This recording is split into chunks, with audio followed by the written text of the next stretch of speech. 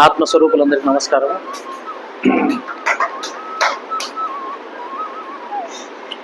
అందరూ పాతవాళ్ళు ఉన్నారు కాబట్టి అంతా మనం చెప్పుకున్న సబ్జెక్ట్లే.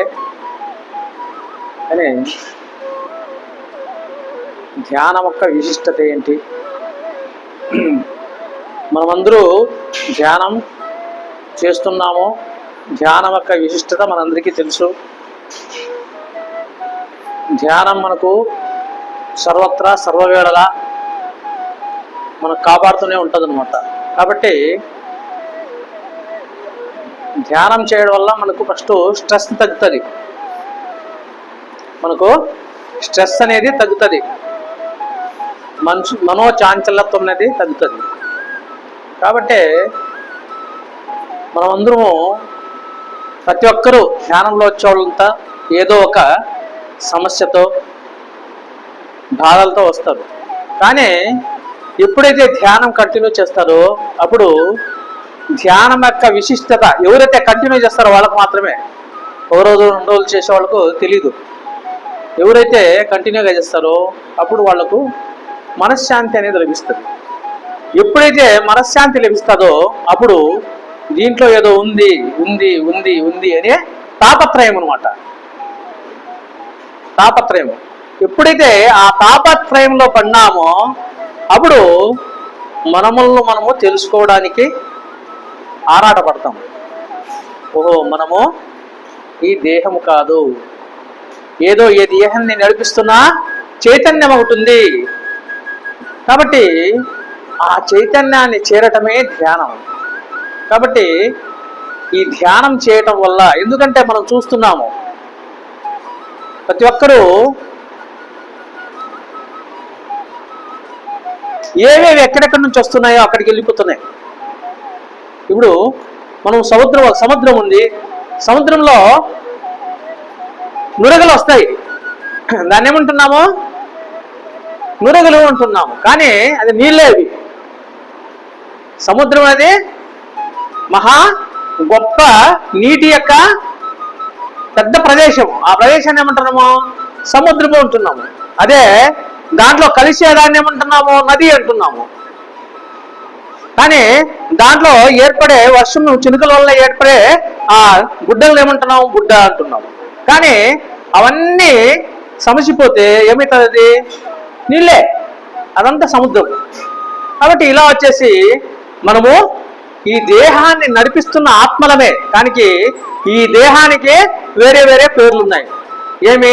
కళ్ళు అంటున్నాము, ముక్కు అంటున్నాము, చెవులు అంటున్నాము, నోరు అంటున్నాము, చేతులు కాళ్ళు అన్నీ అంటున్నాము. కానీ వీటన్నిటినీ నడిపిస్తున్న చైతన్యం ఏంటి? వీటన్నిటినీ నడిపిస్తున్న చైతన్యము ఆత్మ. కాబట్టి ఈ ఆత్మను తెలుసుకోవడమే ధ్యానము. ఆత్మ ఏం చేస్తా ఉంది? ఏమి చేయటం లేదు. ఎలాగైతే ఒక పక్షి ఎప్పుడైతే ఆకలిస్తుందో అప్పుడు పోయి ఆ 2 పళ్ళు తిని మళ్ళా వచ్చి కొమ్మ మీద వచ్చి ఆ కళ్ళు మూసుకుని కూర్చుంటుందో, అలా వచ్చేసి ఆ ఆత్మ ఏం చేస్తా ఉంది? మన లోపల ఊరికి కూర్చొని ఉంది. ఏమైనా చేస్తా ఉందా? శబ్దాలు ఏమైనా చేస్తా ఉందా? ఏం చేయటం లేదు.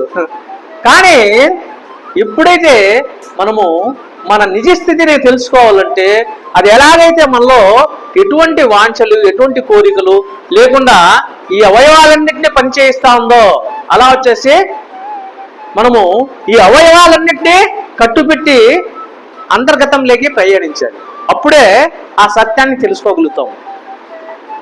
ఎప్పుడైతే నువ్వు శబ్దాలు చేసుకుంటూ, లేదంటే ఒక భజన చేసుకుంటూ, లేదంటే ఒక దృశ్యాన్ని చూసుకుంటూ ఎంత చేసినా కూడా మన నిజ స్థితిని మనము తెలుసుకోలేము. ఒకవేళ ఆ శబ్దాల వల్ల, వినికిడి వల్ల, లేదంటే పూజల వల్ల తాత్కాలికమైన ఉపశమనాన్ని పొందొచ్చు, అంతేగాని శాశ్వతమైన ఉపశమనాన్ని పొందలేకపోతున్నాము. శాశ్వతమైన ఉపశమనాన్ని పొందాలంటే ఏం చేయాలి అంటే, ఎలాగైతే అది మౌనంగా ఉందో మనం కూడా మన యొక్క అవయవాలన్నింటినీ మౌనంలో ప్రవేశింపచేయాలి. మౌనంలో ప్రవేశింపచేయాలంటే ఏం చేయాలి? మన అవయవాలన్నింటినీ కట్టి పెట్టాలి. చూడండి, ధ్యానంలో ఏం చేస్తున్నాము? ఫస్ట్ మనకు వాంఛనలు కలిగించేది ఏది అంటే కళ్ళును కట్టి పెడుతున్నాము. కళ్ళు కట్టి పెట్టినా కూడా మనసు గమనుంటుందా? ఉండదు. కాబట్టి అందుకనే మన గురువు గారు ఏం చెప్పారు? శ్వాసను పట్టుకో, శ్వాసను పట్టుకో. ఎప్పుడైతే శ్వాసను పట్టుకుంటావో అప్పుడు ఆటోమేటిక్గా దాన్ని సాధన చేస్తూ ఉంటే ఏమవుతుంది? కొద్ది రోజుల తర్వాత ఆ యొక్క మనసు అనేది కట్టిపడుతుంది. ఎప్పుడైతే అది అంతర్గతంగా ప్రయాణిస్తుందో అప్పుడే మనము దాన్ని ఆత్మను చేరుకునే అవకాశం ఉంది. లేదంటే ఏమవుతుంది? మనము కళ్ళు మూసుకొని కూడా బహిర్గత ఆలోచన చేస్తా ఉంటే ఏమవుతుంది? అందుకనే శ్రీకృష్ణుడు ఏమంటారు? యతీంద్రియ మనోబుద్ధి మునిర్మోక్ష పరాయణ విగతేశ భయక్రోధో యస్ సదా ముక్తయేవచ అంటాం. నీ కలిగే భయాల నుంచి కానీ, క్రోధం నుంచి కానీ, వాంఛల నుంచి కానీ అన్నిటి నుంచి నువ్వు బయటపడాలంటే ఏం చేయాలి?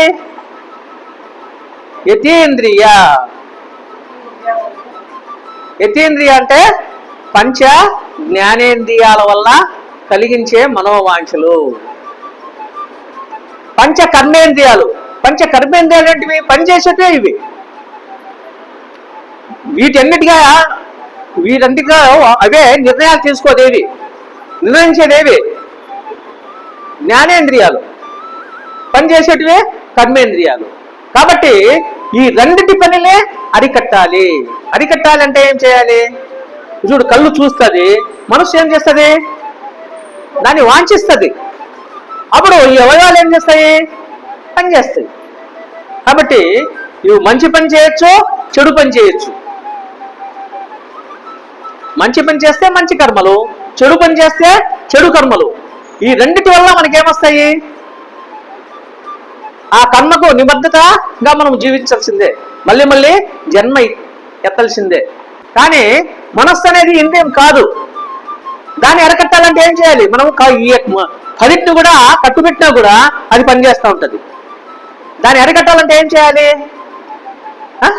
అదే ధ్యానం చేయాలి. అదే మన గురువు గారు, మన బ్రహ్మశ్రీ సుభాష్ పత్రికలో మనకు నేర్పించిన విద్య. ఎప్పుడైతే దాన్ని పట్టుకుంటావో అప్పుడు ఆటోమేటిక్గా మన యొక్క కర్మానుసారేణ మనకు పోయిన జన్మలో మనము ఒక యోగిగా ఉంటే వెంటనే కట్టుబడుతుంది అది. లేదంటే నువ్వు ఈ జన్మలోనే స్టార్ట్ చేసింటే కొన్ని నెలలు పట్టచ్చు, సంవత్సరం కూడా పట్టచ్చు. కానీ దాన్ని ఖచ్చితంగా అరికట్టగలము. అది దేనివల్ల? ఒక ఉచ్ఛ్వాస నిశ్వాసను పట్టుకుంటే తప్ప అది అరికట్టబడదు. అందుకనే శ్రీకృష్ణుడుగా చెప్తా ఉండేది యతీంద్రియ మనోబుద్ధి మునిర్మోక్ష పరాయణ. అప్పుడే నువ్వు మౌనివైతావు. మౌని అంటే ఏమి? మౌనంగా ఉండడము, ఏమి చేయకుండా ఉండడము. ఏమి చేయకుండా ఉండడమే ధ్యానం. అంతే, ఏమి చేయకూడదు. నీ మనసుతో కానీ, జ్ఞానేంద్రియాలు కాదు కానీ, కర్మేంద్రియాలతో కానీ ఏమి చేయకుండా ఉండడమే ధ్యానము.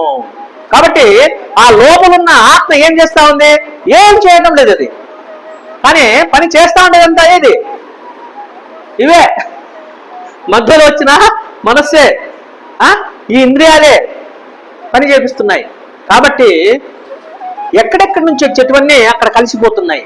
కానీ చూడండి, నీళ్ళలో కలిసిపోతున్నాయి. మట్టి నుంచి వచ్చింది, ఇప్పుడు మనం భుజిస్తాము. ఎక్కడి నుంచి వచ్చింది? ఇది మట్టి నుంచి వచ్చింది. మళ్ళీ ఎక్కడికి వెళ్ళిపోతుంది? మట్టిలోనే వెళ్ళిపోతుంది. ఈ దేహం ఎక్కడి నుంచి వచ్చింది? ఆ మట్టి నుంచి వచ్చింది. కానీ దీనికి పంచభూతాలతో కలిసింది. ఇది పంచభూతాలతో కలిసింది. ఎందుకంటే ఇప్పుడు మనకు ఆహారం రావాలంటే ఏం కావాలి? ఈ పంచభూతాల తత్వాలు కావాలి. గాలి కావాలి, నీరు కావాలి, ఎండ కావాలి, ఆకాశతత్వం కావాలి, భూతత్వం కావాలి. ఇవన్నీ ఏర్పడితేనే ఏమవుతుంది? భూమి మీద పంట అనేది పండుతుంది. కాబట్టి దీనివల్ల ఏర్పడిందే ఈ శరీరము. ఈ శరీరం కూడా ఎక్కడికి వెళ్ళిపోతుంది? ఎక్కడి నుంచి వచ్చిందో అక్కడికి వెళ్ళిపోతుంది అన్నమాట. కానీ లోపలున్న ఆత్మ మాత్రము మన కర్మానుసారేణ ఈ శరీరంతో ఉన్నప్పుడు ఎటువంటి కర్మలు చేశామో, మనస వాచ కర్మేణ, మనసు గాని వాక్కుతో గాని మన ఇంద్రియాలతో గాని ఎటువంటి కర్మలు చేస్తామో ఆ కర్మలు మాత్రము అంటు పెట్టుకొని ఉంటాయి మనకు. ఈ కర్మలు అంటు పెట్టుకొని ఏం చేస్తాయి?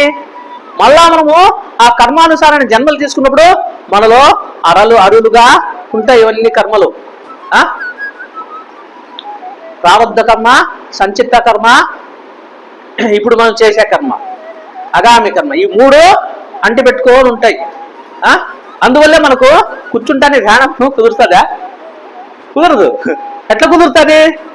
ఈ కర్మలన్నీ నీలో పొరలుగా ఉన్నాయి. భూమిలో ఎట్లయితే రాళ్ళు బండలు ఇసుక ఎర్రభూమి నల్లభూమి ఎట్లుంటాయో అట్లా పొరలుగా మన యొక్క లోపల అన్ని అలుముకొని ఉంటాయి.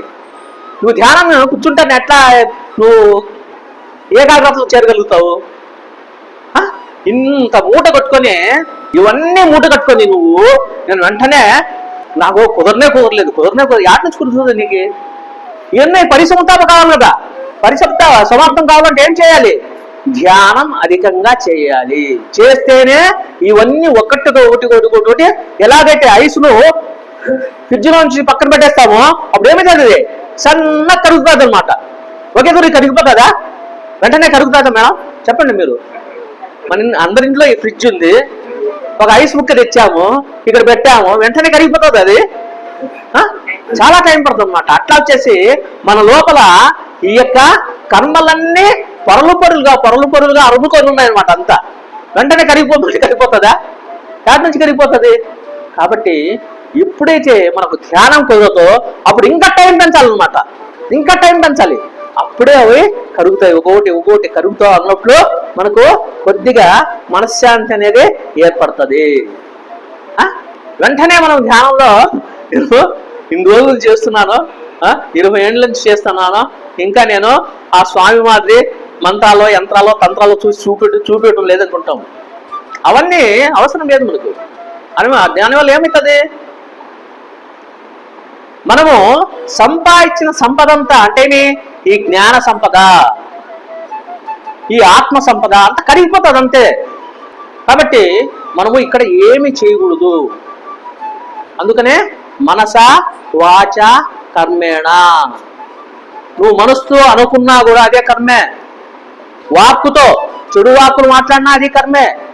లేదంటే నీ అవయవాలతో ఏదన్నా చెడు పని చేసినా చెడే. కాబట్టి ఈ మూడింటిని అరికట్టగలిగేది ఏది? ధ్యానము. ఎప్పుడైతే మనం చెడు పని చేసేకపోతామో అప్పుడే అది అరికడుతుంది. వెంటనే నువ్వు చేస్తా ఉండే పని తప్పు తప్పు తప్పు తప్పు అని చెప్తుంది, అది హెచ్చరిస్తుంది. ఆ హెచ్చరిక ఎవరికి కలుగుతుందంటే ఒక ధ్యానులకే కలుగుతుంది, ఒక జ్ఞానులకే కలుగుతుంది. నిరంతరం ఇతర వాళ్ళకే కలగదు. వెంటనే చేసేస్తారు వాళ్ళు. చేసేస్తే దాని యొక్క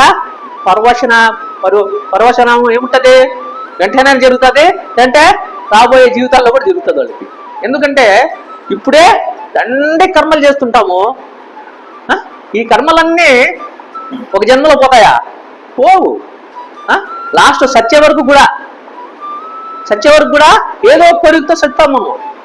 కాబట్టి అటువంటి కోరికలు కూడా ఉండకూడదు ఉంటాం. అదే నిష్కామ కర్మ. ఆ నిష్కామ కర్మ చేపించేది ఏంటంటే ఒక ధ్యానం మాత్రమే. ధ్యానంలో మాత్రమే అది ఎబ్బుతుంది. అందుకనే ఎన్ని నోములు రోజు, ఎన్ని పూజలు చేసి, ఎన్ని వ్రతాలు చేసినా ఏమి ఫలము అంటాడు వేమన. కర్మ ఫలమే కానీ కలుగదెందో ముక్తి. నువ్వు కర్మ అనేది నిష్కామ కర్మగా ఉండాలి. ఆ నిష్కామ కర్మ దేని వల్ల సాధ్యమవుతుందంటే ఒక ధ్యానం వల్లనే సాధ్యమవుతుంది. కాబట్టి మనము నిష్కామ కర్మలు కావాలంటే ధ్యానులుగా మారాల్సిందే. ధ్యానులుగా మారాలా? అందరికీ మనం ధ్యానం చేయాలా? అందరికీ ధ్యానము ప్రచారం చేయాలి. అది మన యొక్క కర్మ. మన కర్మానుసారణ కర్మ చేయకపోతే అది ఈ జన్మతో సమాప్తి కాదు. మళ్ళా దీన్ని తెలియపరచడానికే నువ్వు ఒక గురువుగానో, ఒక జ్ఞానిగానో, ఒక ధ్యానిగానో మళ్ళీ ఇక్కడ పుట్టాల్సిందే. అందుకని మరి గురువుగారు ఏం చెప్పారు? నువ్వు ఎప్పుడైతే నువ్వు తెలుసుకున్న సత్యాన్ని అందరికీ పంచిపెడతావో అప్పుడే నీ కర్మ నువ్వు పూర్తిగా చేసినట్టు, లేదంటే ఇంకా ఇక్కడ కర్మ మిగిలిపోయి ఉంటుంది. కాబట్టి అటువంటి జ్ఞానం అందించడానికి మన మేడం గారు మనకు అవకాశం ఇచ్చారు. కాబట్టి మనము ఒక రోజు ముందుగా వచ్చి, కొద్దిగా 1 గంట ముందుగా వచ్చి అందరికీ పాంప్లెట్స్ వస్తే బాగుంటుంది.